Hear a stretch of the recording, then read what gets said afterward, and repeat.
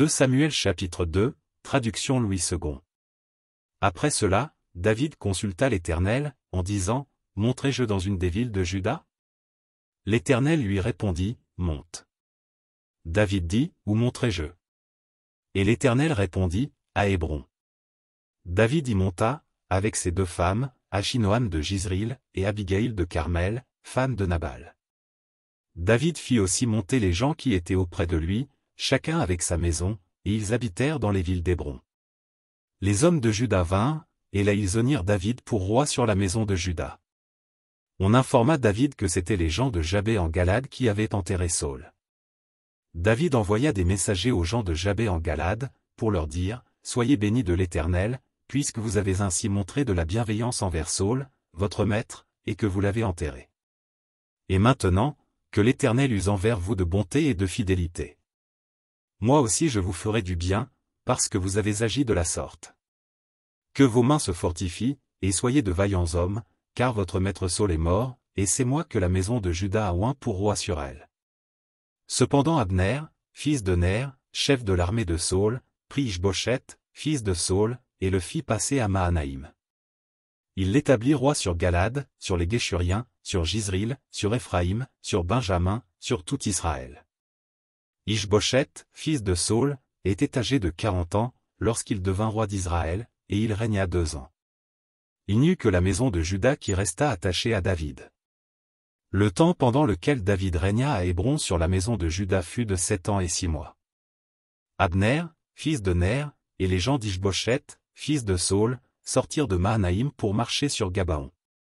Joab, fils de Tseruja, et les gens de David, se mirent aussi en marche. Ils se rencontrèrent près de l'étang de Gabaon, et ils s'arrêtèrent les uns en deçà de l'étang, et les autres au-delà. Abner dit à Joab, que ces jeunes gens se lèvent, et qu'ils se battent devant nous. Joab répondit, qu'ils se lèvent. Ils se levèrent et s'avancèrent en nombre égal, 12 pour Benjamin et pour Ish-Bosheth, fils de Saül, et 12 des gens de David. Chacun saisissant son adversaire par la tête lui enfonça son épée dans le flanc, et ils tombèrent tous ensemble. Et l'on donna à ce lieu, qui est près de Gabaon, le nom de Helkath-Hatsurim.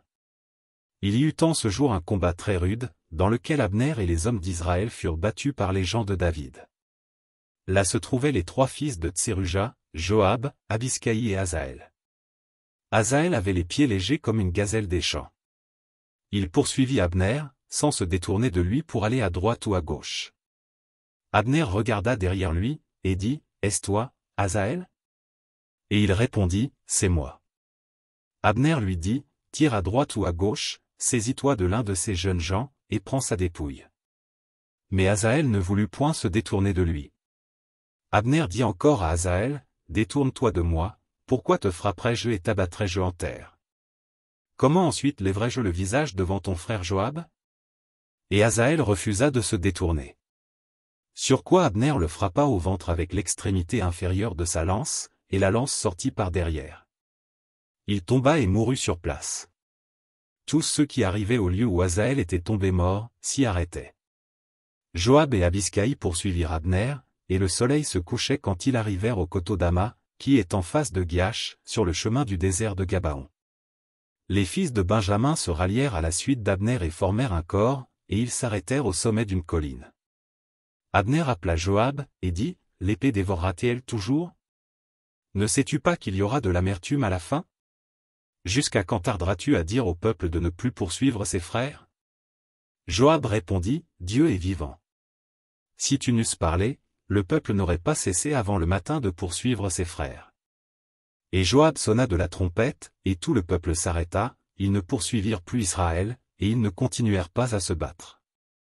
Abner et ses gens marchèrent toute la nuit dans la plaine, ils passèrent le Jourdain, traversèrent en entier le Bitron, et arrivèrent à Mahanaïm. Joab revint de la poursuite d'Abner, et rassembla tout le peuple, il manquait 19 hommes des gens de David, et Asaël. Mais les gens de David avaient frappé à mort 360 hommes parmi ceux de Benjamin et d'Abner. Ils emportèrent Asaël, et l'enterrèrent dans le sépulcre de son père à Bethléem. Joab et ses gens marchèrent toute la nuit, et le jour paraissait quand ils furent à Hébron.